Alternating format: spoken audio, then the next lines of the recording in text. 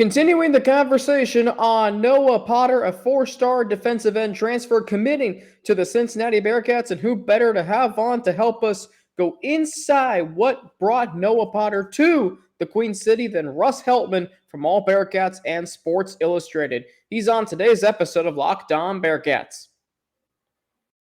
Our Locked On Bearcats, your daily podcast on the Cincinnati Bearcats. Part of the Locked On Podcast Network, your team every day.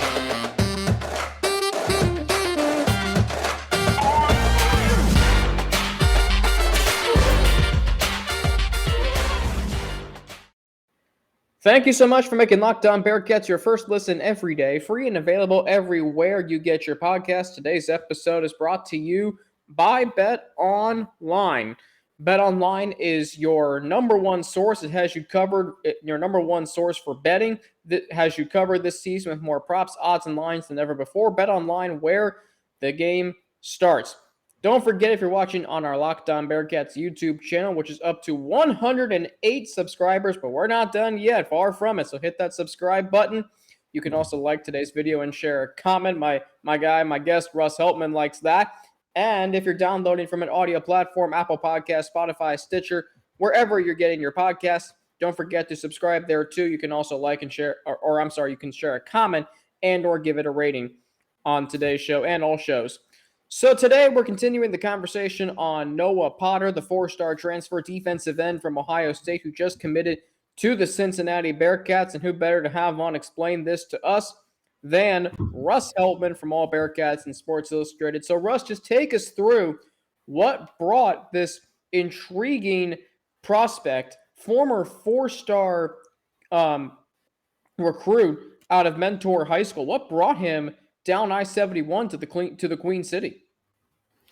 Opportunity, it appears, for this former top 300 recruits out of Mentor High School, one of the best prospects in Ohio. In 2019, he was an absolute force, 25-plus tackles for loss in his final season, 60-plus quarterback pressures. The guy was just a relentless fiend in that 6'5", roughly 275-pound frame. He just destroyed folks, and he's going to have an opportunity to come in. And I said in my kind of roundup article yesterday, after the dust kind of cleared away from the initial news that he was committing, thinking that it's pretty likely he sees maybe a 25 to 40 snap diet this year in this rotation on a defense that ESPN, I know this week, came out and still thinks is one of the top 10 defenses going forward over the next 3 years. And that's the exact amount of eligibility that a guy like Noah Potter has. And that was released even before Potter committed to a defensive front seven that now includes, obviously, the incumbent starters in Jabari Taylor, Javon Briggs,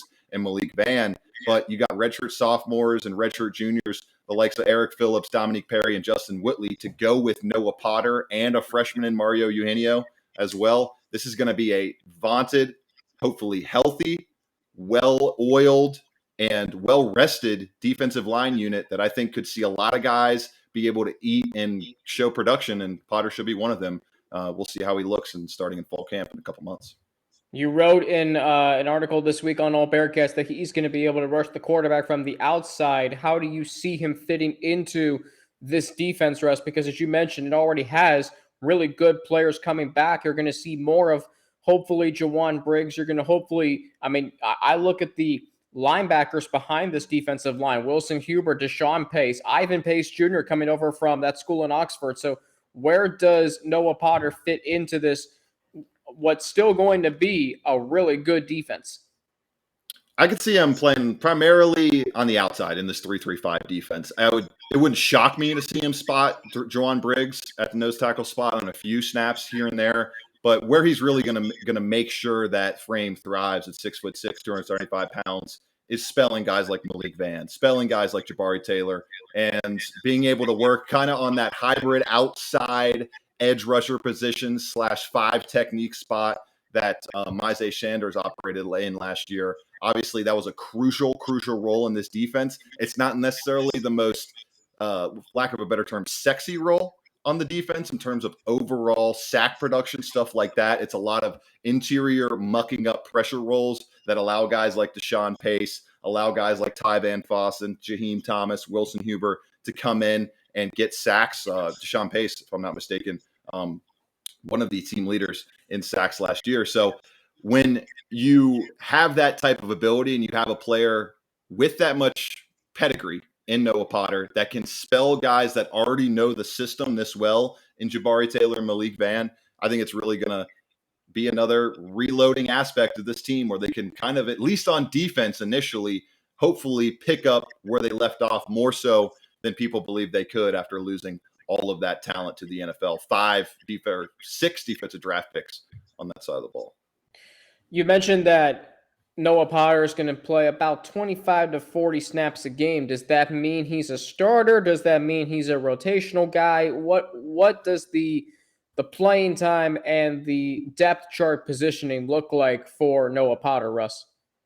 I could see rotational. I don't know that there's obviously going to be starters. There's guys starting the game, and they're going to probably shake that out in terms of starter snaps where you're seeing those 3 guys I've already mentioned ad nauseum be able to go in there and play 50, 60, 70 snaps, something like that. And correct myself here, Deshaun Pace, leader of in interceptions last year at 4 interceptions.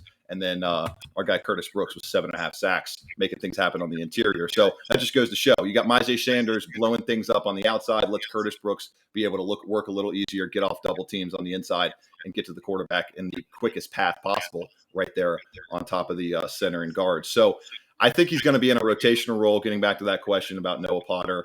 25 to 40 snaps, 20 to 30 snaps. Maybe just get his feet wet initially in this defense and then see if he can really springboard that and do a huge role over the next 2 seasons, because he still has 3 years of eligibility left after redshirting his freshman year and then having that pandemic bonus season and not playing at all last year, unfortunately, due to injury, an early season injury, and then he had to undergo surgery for a torn cornea or something. It was some part of the eye that was all messed up. Unfortunately, he should be all healthy, ready to go for fall camp. So coming up, Russ, we're going to talk about how much this continues to close the gap in talent between Cincinnati and Ohio State, because the last 4-star transfer to come from a Power 5 school to Cincinnati, Jerome Ford, I think that worked out pretty all right. So we'll get into that. But first, I got to tell you about, and everybody listening to this, about Bet Online, because our partners continue to be the number one source for your betting needs and sports info. Let me make sure I got our timestamp correctly, which I do. Find all of the latest news, odds, and sports developments, including this year's basketball playoffs, Major League Baseball scores, fights, and even next season's NFL futures. BetOnline is your continued source for all your sporting wagering information, from live betting to the playoffs, esports, and more. Head to the website today or use your mobile device to learn more about the trends in action. BetOnline, where the game starts. Make sure to go check out Locked On NBA Big Board. Host Rafael Barlow from NBA Draft Junkies and author of the NBA Big Board newsletter is joined by Richard Stamen, Sam Ferris, and Leif Thulin, giving fans an in-depth look into the NBA draft, mock draft, player rankings, and, of course, the big boards. It's free and available everywhere you get your podcasts. Alex Frank here with you today. Russ Heltman of AllBearcats and Sports Illustrated, WMKV 89.3 radio host and producer. Russ, the gap between Cincinnati and Ohio State continues to shrink, I think, with the transfer commit like this. What do you see? How much does this impact that talent gap? Because now you've got players who are saying, hey, if it's not working out for me here in Columbus, well, there's a school in Cincinnati that's coming off a playoff berth. I mean, I can go there. And not only that, Russ, I can develop into a starter, an NFL prospect. I mean, that has to shrink the talent gap a little bit more, right? I think it shrinks it slightly. I mean, Noah Potter coming from Columbus, I think if you talk to any Ohio State fan, any Ohio State beat writer, any Ohio State coach, they'll look you a little cross-eyed if you say that this is narrowing the talent gap and say, we're not going to miss Noah Potter that much in terms of the talent we have available to us in our 15-man deep defensive front.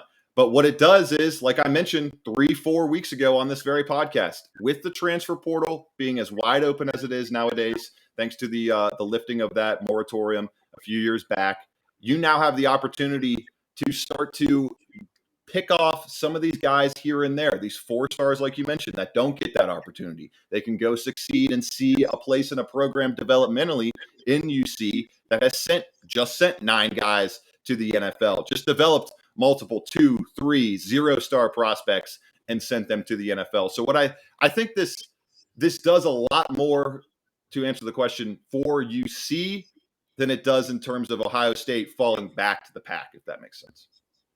It does, but I will add this. Now you have, for next year, you're going to have, if you're a recruit in the state of Ohio, or anywhere for that matter, you're going to have, I can go play in the Big Ten where I can just be another player, or I can go to the Big 12 and I can stand out, especially like at a school, Cincinnati. Does that factor into recruiting, Russ, the fact that there are now 2 Power 5 programs in the state of Ohio?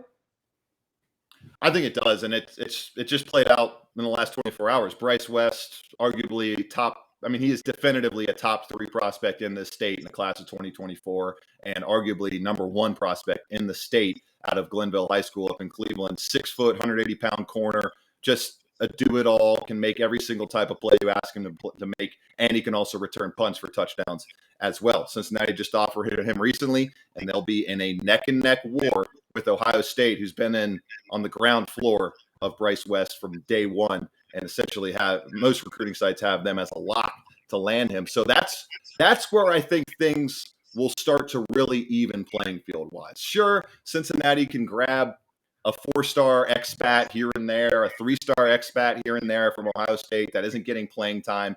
And yes, that's nice. It's going to help your depth, but you're not expecting a player like that to be the difference maker and to be the one that shoots you over the top to go undefeated again and make the college football playoff.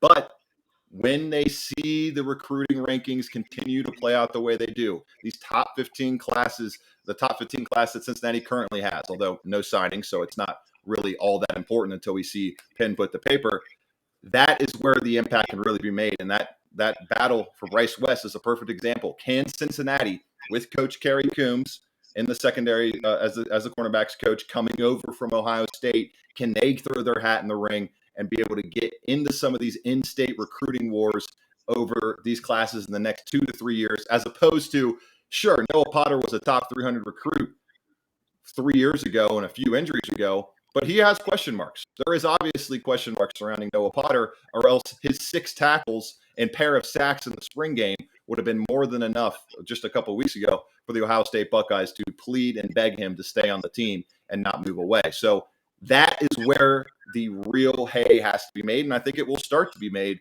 in 2023, 24, and 25, especially if they get this quarterback position right. They really, truly cement the reload, not the rebuild, and they're once again lifting that AAC championship trophy for what would be a fourth straight season, heading into a Big 12 that they would be fully expected as one of the top 4 teams in the league. Perfect example, Adam Rittenberg, the ESPN writer who put together the top defenses over the next 3 years. Cincinnati, number 1 in the new Big 12 among the teams that would make up that conference, 5 spots ahead of the Baylor Bears. So that is the big marker. That's what you're putting yourself up against. And in terms of Big 10 versus Big 12, I don't think that's really a key factor. I don't think players care about that once they see Power 5 come across the dial. What they care about is how that Power 5 program develops talent, puts the talent that they recruit hard and make promises to in positions to succeed. And it's very clear over the past 3, 4, 5 seasons under Luke Fickell that they have built the foundation to make those claims and promises feel like they have as much weight as the words. Okay, so let me ask you this, because Kerry Combs, you mentioned him, and I play both sides of this. I said, okay, you're coming from Ohio State to Cincinnati. Is that a step down? But at the same time, Kerry Combs has been here, so maybe he's just coming back to a place that's familiar to him. Do you view that him coming from Ohio State, where he was a defensive coordinator, now given he had to give those play calling duties up early in the season when Ohio State's defense wasn't very good, but now he's coming to Cincinnati. And even though that's going from Power 5 to Group of 5, I don't really think it's that big of a drop-off, Russ. Is that right? No doubt. And I think he really loves Cincinnati. He obviously coached here for a lot of years in the early part of the last decade. And it just seems like a guy who wanted to change, wanted to shake things up. You mentioned, obviously, it has to be a little awkward if you go back to that job at Ohio State after getting demoted in such a high pressure, high impact results type of business. You might be well versed to get another fresh start, and that's exactly what he has at UC. He's one of their lead recruiters right now, flying all over the country, visiting kids in schools from Michigan to Florida. He's hitting the rounds throughout these spring months. So he's working very hard. He seems highly motivated. And it seems like he just maybe wanted to get on, not necessarily obviously the ground floor of something. This team just reached the highest heights they've ever reached as a program in January and carried it into the 2022 NFL draft last month. But it does still feel new. It does still feel fresh around the Ohio State Buckeyes versus a program, or around the UC Bearcats, versus a program in the Ohio State Buckeyes who, breaking news today, just made Ryan Day one of the few $9+ million paid head coaches. There's an established identity there. There's an established expectation at Ohio State. I mean, all you have to do is look at the gambling lines. I'm pretty sure they don't have one team as less than a 2-touchdown underdog against the Ohio State Buckeyes this year. That's the kind of expectations you face up there versus a place in Cincinnati where, sure, they want those expectations, but they know there's a path and a process to get there. And that all continues this year with hopefully another AAC title for that team, and then into the Big 12 where they'll try to carry that momentum. Well, and it was also just announced, I'm sure you saw this, Russ, the College Game Day is heading to Columbus week 1 for Notre Dame versus at Ohio State. That's also going to be the Saturday night game of the week in week 1, so that'll be on ABC. That should be an unbelievable environment up in Columbus. So how much, because you've mentioned the Big 12 a lot. You mentioned Adam Rittenberg, where he has the Bearcats defense ranked once they move into the Big 12.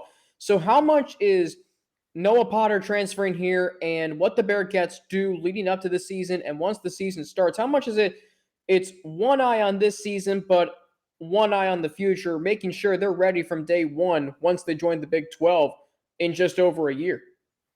Well, I think it's an easy answer right there, and it's one that Luke Fickell would give you. If they start focusing on next year, this year will collapse, and next year won't ever happen the way they want it to. So they're a one-day-at-a-time team, one goal-at-a-time team. The goal is to get Noah Potter. They got him in. They're probably still looking at other transfers in this window. Maybe they bring in one more guy, possibly for before fall camp starts at the end of July, early August.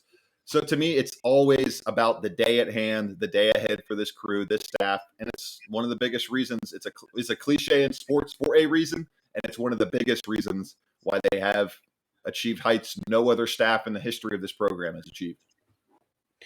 It truly is like unbelievable for me and you to think about anybody associated with the Bearcats program and you listening to this podcast, the heights that this program has reached under Luke Fickell. It really is, because early on it was, well, they're now out of college football irrelevancy. Let's see if they can compete for a conference championship. Oh, that's we're doing that. Let's go to a New Year's Six Bowl. Oh, maybe we can go to the college football playoff. And now, Russ, I'm going to transition into this question. Like we can now talk about, and this is how good last year's team was. You wrote about it in All Bearcats this week. You're giving odds for Rookie of the Year in the NFL, and this is an award. This is an award that has only gone to 2 non-Power 5 draft picks on both sides of the ball each since 1998. I mean, but that's where we are now. We can now talk about a Bearcats player being NFL Rookie of the Year. I mean, is that plausible? Especially for a guy like Sauce who could win Defensive Rookie of the Year? Like, how much validity is there to that? Very much a lot of validity, I think. Like Sauce Gardner is one of the top NFL Rookie of the Year bets that you can make right now. I think he's sitting at, I have it pulled up right here, 9th in odds right now among all rookies, 10-1 according to DraftKings Sportsbook. And it would be an interesting play. I'll save those for my best bets article. I'm going to release probably in the middle of the depths of summer when we have basically no news going on. But Ahmad Gardner sitting there at 10-1. Very difficult for a corner to win the award. Only happened twice since Charles Woodson won it in 1998, Marshawn Lattimore in 2017 with the Saints, and then Marcus Peters in 2015, I believe, with the Rams. Yeah, he was with the Rams back then. So not only is Ahmad Gardner one of the best bets. Marcus Peters. Yeah, he was with the Chiefs. That's right. Feels like forever ago. Right. What is he? He's flipped 2 or 3 teams since then. Now he's But with the Myjai Ravens. Sanders also there at 80-1. You got Darian Beavers, Kobe Bryant, Brian Cook, all also listed at 100-1. Obviously, they're the longest shots on the board, but they're still shots in there. And that's what's amazing is you go from sprinkling in 2 or 3 draft picks on day 3 for years and years and years with this program to Myjai Sanders and Ahmad Gardner having top level rookie of the year odds, plus guys like Kobe Bryant, Darian Beavers, and Brian Cook all sitting there as well. And then on the offensive side of the ball, Desmond Ridder and Alec Pierce, 14-1 and 30-1, right there in the running for rookie of the year as well on the offensive side. So it's very impressive that not only you're getting draft picks, but you're sending UC players into teams and then sending UC talent into teams with a chance to get marquee justification, get marquee showings in the NFL, become marquee players in the league. And that's something that has only happened twice in the past decade with the Kelsey brothers taking the mantle there. And eventually, Bearcats players, when they get drafted, will come from the Big 12. So it will be more justified if there's a Bearcats player who wins Rookie of the Year this year. All right, so coming up, I'm going to ask you one question about Evan Prater that I brought on this podcast, Russ, earlier this week in my 5 bold predictions on the quarterbacks. So we'll get to that here after a word from Built Bar, because I got to put this image in your brain. Imagine you're dipping your finger into that plastic tub of birthday cake frosting, and then you open your eyes and you realize, wow, that was only 150 calories, and that contains 16 grams of protein. That's what it's like to eat a birthday cake puff from Built. See, if you haven't tried these puffs, I'm going to tell you something because, I want you to know this. A chocolate-covered marshmallow protein bar, that's what it is. It's delicious flavored marshmallow covered in 100% real chocolate. It's only 150 calories, as I mentioned, and only 9 grams of sugar, but it's only for a limited time. So go to Built.com and use promo code LOCKED15 and get 15% off your order. Use promo code LOCKED15 for 15% off at Built.com. Russ Heltman of AllBearcats and Sports Illustrated joining me today. You can follow him on Twitter at, I always forget the exact Twitter handles. Let me pull up. Let's see here. You can follow him on Twitter at Russ Heltman 11. He's producer and host on WMKV 89.3 as well. So I mentioned this, Russ, on Locked On Bearcats earlier this week in my 5 bold predictions that Evan Prater will be named the starting quarterback by the start of the season. And I rationed this. If you throw him to the Wolves early in his career, if you throw him to the Wolves against Arkansas, by the time the Big 12, the Bearcats in the Big 12 rolls around, Evan Prater is going to be ready to take on any team on the road in the Big 12. Is that right? Is that the right thing to do? Is that the best thing to do? Throw him to the Wolves against Arkansas so by the time the Bearcats get to the Big 12, he's ready to go? No doubt, 100%. I don't even need to go long-winded on this. Evan Prater should be, if he has the requisite talent that we all think he does, which from what I saw, not that much of a difference between him and Ben Bryant, a guy 2-3 years his senior right now in terms of overall passing ability, not even to mention the athletic ability he has with the Corey Kiner addition coming in, with the stable of horses at the running back spot that they have, and returning all 5 starters along the offensive line with a veteran-laden group there. The amount of rushing attack ability he would have in that scenario, it's a no-brainer to me. Unless he is an abject disaster in fall camp and it's just clear that he is not ready to play starting football in the AAC or in a SEC matchup for that matter, then sure. Then you should start Ben Bryant and let him take the reins through the first couple weeks of the season, see how Evan Prater does against Kennesaw State, see if he can build on that, and sure. But I'm not forecasting that because I believe in Evan Prater. They brought him in as the highest rated offensive recruit in the 24/7 Sports era a couple years ago. He's bided his time. He's paid his dues.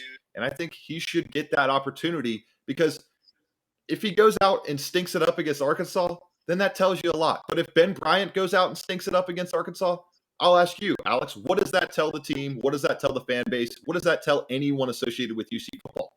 It leaves them right back where they are, right back where they were, right? They don't have a quarterback. And that's not a position after the last 4 years with Desmond Ridder you want to be in. I look at it this way. Remember 2018? it was either going to be Desmond Ridder or Hayden Moore. Now, Hayden Moore had his moments. He had some good moments. I'll give him that. 550-plus yards in Memphis. I'll give him that. But 2 possessions into the 2018 season, it's like, all right, this is not working. And what do the Bearcats do? They put Desmond Ridder in the game, and he wasn't great that game. He wasn't flashy or anything, but damn it, the offense certainly looked better with him on the field, and you knew from that moment on he was the quarterback for the Bearcats. If Ben Bryant goes out and stinks up the joint against Arkansas, that tells me this. There's a ceiling with Ben Bryant, and now you haven't even thrown Evan Prater to the Wolves, and what's his toughest game going to be? Indiana? Well, how do we know then he's going to be ready for the Big 12? Throw him to the Wolves against Arkansas. If he only goes 13 of 30 for 150 yards and 2 interceptions, fine. I can live with that. At least I know, okay, he can do some things. That's what stands out to me. So right. And on the flip side, one more thing on it. If you have Ben Bryant start the game, and this is no shot at Ben Bryant, but if he's terrible and you put in Evan Prater and you're down 3 touchdowns, putting him in that situation and the game's already gone and the perfect season's already lost because you chose to go the safe route and play Ben Bryant, then once again, what did you gain? What did you gain? Especially if Evan Prater comes out there, hey, what if he turns the game around and they end up losing by 1 score, and then you're just kicking yourself the entire season because in the biggest opportunity to show that your program is still at that tippy-top level, even without all those NFL draft picks, you played it safe. And to me, it has never felt like this program has played it safe. They've usually made the right call in these situations, and I trust them to make the right call here. And that's why I think Evan Prater is going to be the starter. We think he should be. Now, do you think, because I remember 4 years ago, Russ, at Luke Fickell's first press conference, and you go to those, you get a media guide from, you see both team, the opponent and the conference. And in UC's media guide, the depth chart had game notes. It's actually not media guide, game notes. You had depth chart, quarterback, Hayden Moore or Desmond Ridder. So the quarterback hadn't been named yet. Do you think this year they're gonna officially say before Luke Fickell's press conference the Tuesday before the game, all right, this guy is our quarterback? Is it going to be that, or is it going to be we won't know who the starting quarterback is until kickoff in Fayetteville? I would probably lean with the latter. I don't know that I would tell anyone who the quarterback is going to be because it's a nice little advantage you have on the Razorbacks, especially given the fact that these aren't just 2 of the same skill set guys going up against they're in this camp battle. It's a dual threat quarterback versus a traditional pocket passer. And if you can make Sam Pittman and the Arkansas Razorbacks have to think about one additional thing on top of all the things they're trying to figure out with Corey Kiner and that rushing attack, then yes, I would wait until right before the game. I think they have to release. They don't even have to release the opening day depth chart. You can just go out there and snap one, make them find out. It's like a baby reveal, Alex. That's how they can do it on day 1 of the season. Yeah, that's interesting because I thought this was going to be something where, okay, they're going to name their quarterback because it's a big game at Arkansas. We want to know, the media wants to know, the fans are going to clamor to know who the quarterback's going to be. But I like what you're saying, Russ, and I'm pretty sure this whole segment that we just did is going to be my talking points on tomorrow's show. So thank you for that. This is why I have you on every week. Russ Heltman from AllBearcats. Yeah, I wish we had more time. I got to run. I know you have to as well. But thank you as always for joining. I'm sure we will have you on at some point. You know what I'll say right now, multiple points throughout this offseason. I mean, heck, there might be some breaking news, after this episode. But Russ Heltman from AllBearcats and Sports Illustrated at Russ Heltman 11 on Twitter. He's also a producer and host on WMKV 89.3 in Cincinnati. Russ, thank you as always for joining. And best of luck to you, and keep the great stories coming on AllBearcats. Thanks so much, Alex. It's always a great time, and you know where to find me whenever you need me on. Absolutely. Russ Heltman from AllBearcats and Sports Illustrated. As for me, you can follow me on Twitter at Frankie_90 with 2 N's, NNATI. You can follow me on Instagram, AlexFrank9_, or email me at alex3frank@gmail.com. Don't forget to hit that subscribe button on YouTube. Keep the subscribers coming. We're up to 108 right now, but we're far from done on the number of subscribers. So hit that subscribe button on YouTube, like and share a comment on today's video. You can also subscribe on an audio platform, Apple, Spotify, Stitcher, or wherever you get your podcasts, and you can share a comment and or give it a rating there. Thanks for making Locked On Bearcats your first listen every day. Now get all of your daily Big 12 news in less than 30 minutes with Big 12 expert Josh Neighbors. Free and available everywhere you get your podcasts. For the Locked On Bearcats podcast, I'm Alex Frank. Have a great rest of your Thursday, and I will talk to you tomorrow.